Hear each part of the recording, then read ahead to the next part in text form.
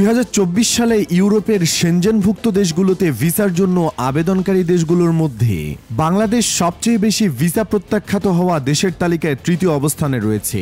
সম্প্রতি Shenzhen news ও Shenzhen visa ইনফোর প্রকাশিত এক প্রতিবেদনে এ তথ্য উঠে এসেছে।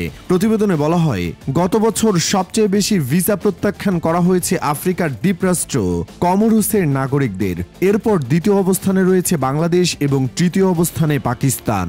কমোরোস থেকে 2024 সালে মোট 2853টি ভিসা আবেদন জমা পড়েছিল, যার মধ্যে 1754টি আবেদন বাতিল হয়েছে। এতে করে দেশটির আবেদন প্রত্যাখ্যানের হার দাঁড়ায় 62.8%।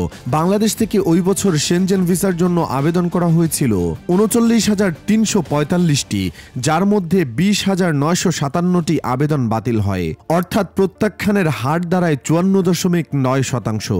পাকিস্তানের আবেদনকারীদের মধ্যে 78,362টি আবেদনের মধ্যে 35,139টি প্রত্যাখ্যাত হয়েছে, যা মোট আবেদনকারীর 47.5%। তুলনামূলকভাবে 2023 সালে বাংলাদেশ থেকে ভিসার আবেদন জমা পড়েছিল 41,317টি। সে সময় প্রত্যাখ্যাত আবেদন ছিল 17,015টি, অর্থাৎ প্রত্যাখ্যানের হার ছিল 42.8%। 2024 সালে আবেদনকারীর সংখ্যা কমলেও প্রত্যাখ্যানের হার উল্লেখযোগ্যভাবে বেড়েছে, যা ভিসা প্রক্রিয়ায় বাংলাদেশের অবস্থান আরও দুর্বল হয়ে পড়ার ইঙ্গিত দেয়।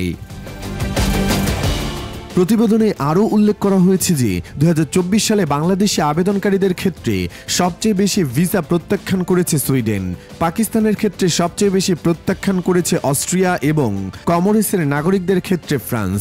এই তথ্য থেকে বোঝা যায় নির্দিষ্ট দেশগুলোর সঙ্গে ভিসা নীতিমালার ক্ষেত্রে কিছুটা কঠোরতা রয়েছে।